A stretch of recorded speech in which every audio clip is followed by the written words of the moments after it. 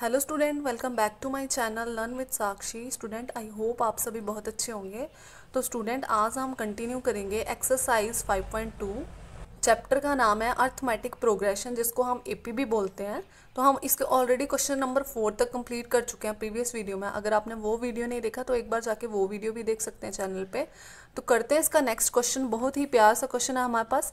Find the number of the terms in each of the following AP. हमें क्या करना है, जितनी भी नीचे एपी दे रखी है ना, हमें क्या करना है, बताना है कि इस एपी में कितनी टर्म्स हैं। ठीक है।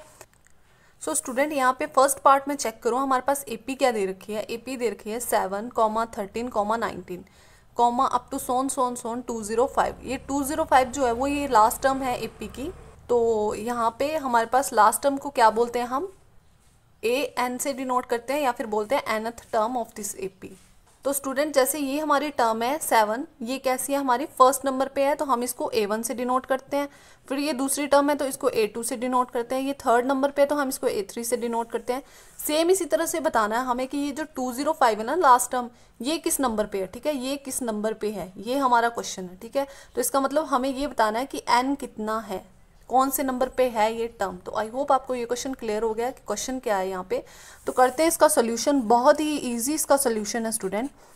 हमें पता है एक फॉर्मूला, क्या फॉर्मूला है हमारे पास, A N is equals to A plus N minus 1 into D. तो इस फॉर्मूला का यूज करेंगे हम और इस क्वेश्चन का सोल्यूशन कर लेंगे। ठीक है, तो सबसे पहले हमें पता होना चाहिए कि ए क्या है यहाँ पे। तो एपी को देखो और बताओ ए कितना है। ए है हमारी फर्स्ट टर्म होती है, जिसको यहाँ पे ए कितना है हमारे पास 7 है। फिर और क्या पता होना चाहिए, डी कितना है इस एपी में।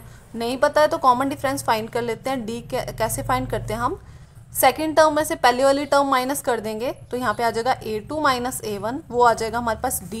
तो यहाँ पे A2 कितना है स्टूडेंट, हमारे पास 13 है और माइनस का साइन आएगा, और A1 कितना है 7 है।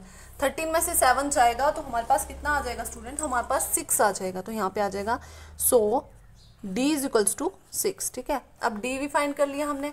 चलो इसको मैं बॉक्स के अंदर लॉक कर देती हूँ, जिससे आपको अच्छे से क्लियर रहे कि ये हमारे D की वैल्यू है, ये हमारे A की वैल्यू है।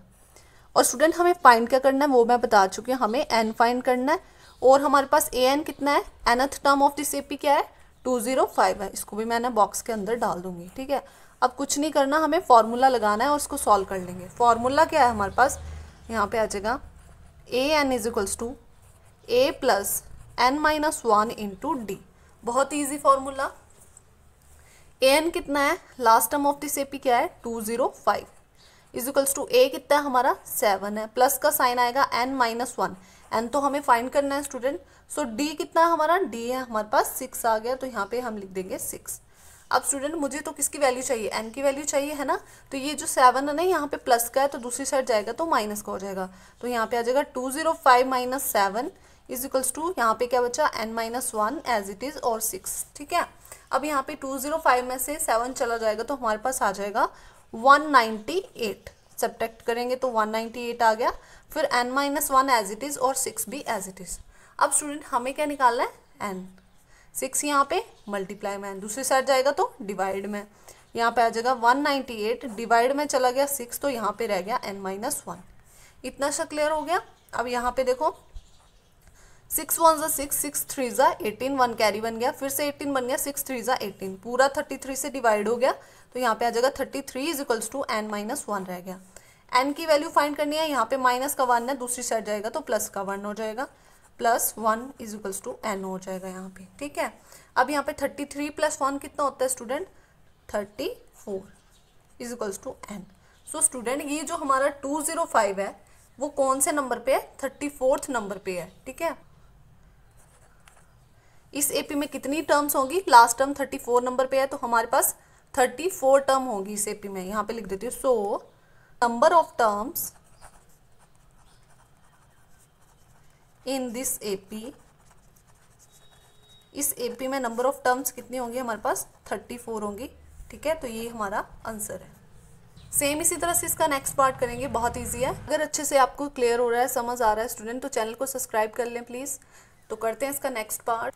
नेक्स्ट पार्ट पे ध्यान दो स्टूडेंट। सबसे पहले एपी चेक करो, एपी क्या है हमारे पास, 18, 15, 1/2, 13 अप टू सोन माइनस 47, ये हमारे पास एपी है। ठीक है, अब सबसे पहले स्टूडेंट हमें चेक करना है क्या, कि यहाँ पे देखो ये तो पहली टर्म होती है, ये दूसरी होती है, फिर तीसरी होती है ना।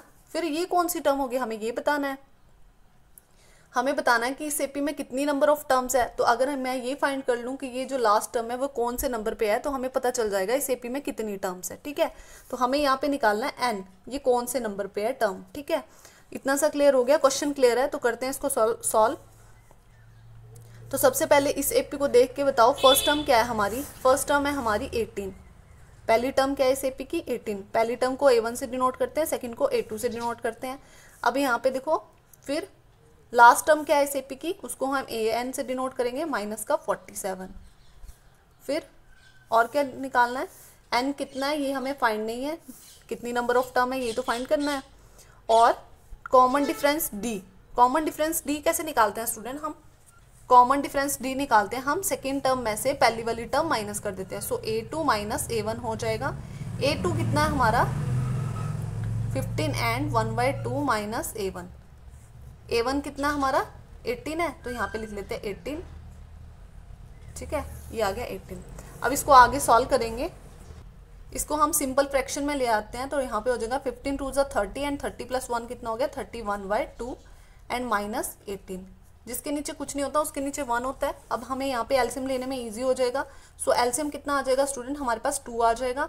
और यहाँ पे 2 बनाने के लिए मैंने 2 से मल्टीप्लाई किया, तो ऊपर भी 2 से ही मल्टीप्लाई करना पड़ेगा। अब 31 तो एज इट इज रहेगा क्योंकि इसके नीचे ऑलरेडी 2 था। एंड 18 2 कितना हो जाएगा 36 हो जाएगा। सॉल्व कर लेंगे, 36 में से 31 जाएगा तो हमारे पास आ जाएगा 5 और साथ में साइन किसका आएगा माइनस का 5/2 आ जाएगा। So D common difference is equals to minus 5/2। यहाँ पे हमारे पास कॉमन डिफरेंस डी आ गया। अब कुछ नहीं करना, हमारे पास सारी वैल्यूज आ चुकी हैं। डायरेक्ट फॉर्मूला अप्लाई करेंगे, उसमें वैल्यूज ही पुट करनी है और हमारे पास आंसर आ जाएगा कि एन कितनी नंबर ऑफ टर्म्स है। ठीक है, तो मैंने यहाँ पे फॉर्मूला के लिख लिया क्या, A N is equals to A plus N minus 1 into D. A N कितना हमारा स्टूडेंट माइनस का 47, वैल्यूज पुट करते चलो। ए कितना हमारा 18 है, N minus 1 as it is, और डी कितना हमारा माइनस का 5/2 है। इसको भी मैं ब्रैकेट के अंदर रख दी हूँ। ठीक है, अब यहाँ पे ये कांस्टेंट टर्म है तो इस साइड आएगी तो कैसी हो जाएगी, यहाँ पे ये माइनस का 47 तो एज इट इज रहेगा। ये प्लस का है तो इस साइड आएगा तो ये माइनस का हो जाएगा, तो माइनस का 18 हो गया is equals to N minus 1 into 5/2 as it is. Minus minus student आपको पता है प्लस होता है, तो माइनस माइनस प्लस हो गया तो हमारे पास बन गया 65। साइन किसका रहेगा, माइनस का ही रहेगा। N minus 1 as it is and minus 5/2 भी एज इट इज ही रहेगा। अब यहाँ पे मुझे n की वैल्यू निकालनी है, तो ये इसके साथ मल्टीप्लाई में है तो दूसरी साइड जाएगा तो डिवाइड कर जाएगा, तो ये यहाँ पे जाएगा तो डिवाइड कर जाएगा, तो यहाँ पे आ जाएगा माइनस 65। अब स्टूडेंट देखो ये कैसा है, रेशियो वाला है, तो ये जब डिवाइड करेगा तो क्या होगा, न्यूमिनेटर डिनोमिनेटर बन जाएगा और डिनोमिनेटर न्यूमिनेटर बन जाएगा। ठीक है, 2 यहाँ पे डिवाइड में, इसमें आके क्या हो जाएगा मल्टीप्लाई में, यहाँ पे आके मल्टीप्लाई में चला जाएगा, और ये जो 5 मल्टीप्लाई में ये यहाँ पे डिवाइड में चला जाएगा। सो यहाँ पे आ जाएगा 2/5 और ये माइनस का साइन आएगा साथ में, माइनस का 2/5 हो जाएगा। अब यहाँ पे देखो यहाँ पे क्या रह गया, n माइनस 1 रह गया। जो कैंसिल होता है उसको कैंसिल कर लेंगे, माइनस के साथ माइनस कैंसिल हो गया। 5 1 ज़ा 5 एंड 5 13 ज़ा 65। अब 13 को 2 से मल्टीप्लाई कर लेंगे तो हमारे पास आ जाएगा 26 और n minus 1 as it is. मुझे किसकी वैल्यू निकालनी है, मुझे तो n की वैल्यू निकालनी है। तो ये यहाँ पे देखो माइनस का 1 है, इस साइड आएगा तो प्लस का 1 हो जाएगा इक्वल्स टू n। बहुत इजी स्टूडेंट, 26 में 1 प्लस करेंगे तो 27 हो जाएगा। ये आ गई n की वैल्यू। सो इट मीन्स जो हमारी नंबर ऑफ टर्म्स होंगी इस एपी में वो कितनी होगी, 27 टर्म होगी। ठीक है, तो यहाँ पे मैं एक लाइन लिख देती हूँ। क्या लाइन लिखेंगे, so number of terms in this AP, number of terms कितनी होंगी 27 होगी। कैसे फाइंड किया हमने, n फाइंड किया, तो n से हमें पता चल गया कि इस एपी में जो नंबर ऑफ टर्म्स होंगी वो 27 होंगी। ठीक है, तो आई होप आपको ये क्वेश्चन अच्छे से क्लियर हो गया है। अगर स्टूडेंट वीडियो अच्छा लगा हो तो वीडियो को लाइक कर लें। सो मिलते हैं नेक्स्ट वीडियो में, तब तक के लिए bye bye, thank you for watching.